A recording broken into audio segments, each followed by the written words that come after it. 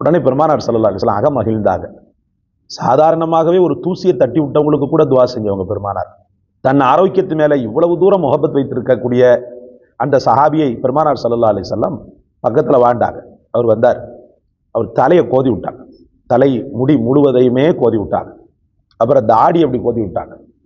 கோதி விட்டு பெருமானார் ஸல்லல்லாஹு அலைஹி வஸல்லம் பிரத்யேகமாக துவா செய்கிறாங்க. அல்லாஹும்ம ஜம்மில்ஹு வ அத்திம் ஜமாலஹு.